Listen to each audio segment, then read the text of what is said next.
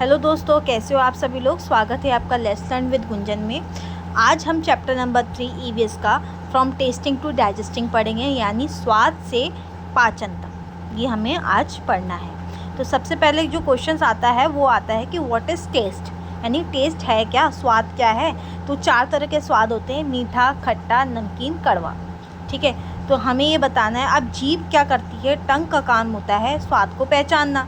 तो टंग में ये 4 तरह के स्वाद हमें बता रखे हैं, कहाँ कहाँ हमें ये चारों स्वाद पता लगते हैं। अब टंग के हम कार्य भी समझ लेते हैं कि जीभ का कार्य होता क्या क्या है। स्वाद को पहचानना होता है, बोलने में मदद करना होता है और भोजन को चबाने में ये हेल्प करता है सबसे बड़े। ठीक है, अब दूसरी बात हम करते हैं कि डाइजेस्टिव सिस्टम। अब दूसरा हमें बात करना है कि पाचन है क्या, खाना पचता कैसे है।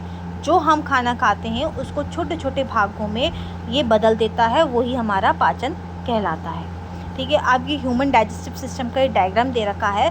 इसमें हमें बता रखा है कि कैसे खाना जाता है और कैसे वो हमारी बॉडी को पूरा बताता है, पाचन करता है। ठीक है, अब ये फूड की हम जर्नी भी पढ़ लेते हैं। फॉर एग्जांपल, अगर हमने कोई भी सेब माउथ से खाया यानी मुंह से खाया तो वो फूड पाइप पे जाएगा, फिर स्टमक पे जाएगा, फिर स्मॉल इंटेस्टाइन में जाएगा।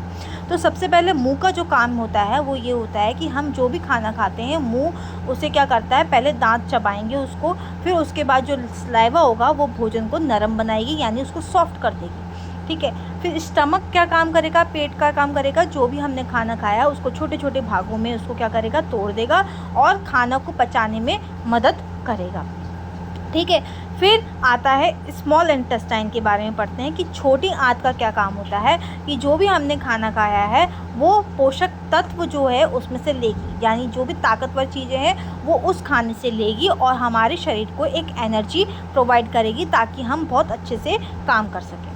अब बात करते हैं कि हेल्दी हैबिट्स होती क्या क्या हैं। भोजन को अच्छी तरह चबाना चाहिए, हाथ धोकर ही खाना चाहिए और संतुलित भोजन खाना चाहिए, यानी दाल, रोटी, सब्जी, ये सभी हमें डाइट में अपनी लेनी चाहिए। समरी के बारे में हम बता देते हैं कि आज हमने क्या क्या सीखा। अभी तक हमने स्वाद सीखा कि कितने प्रकार के स्वाद होते हैं, जीभ का काम क्या होता है, पाचन कैसे होता है और पाचन तंत्र का पूरा डायग्राम देखा।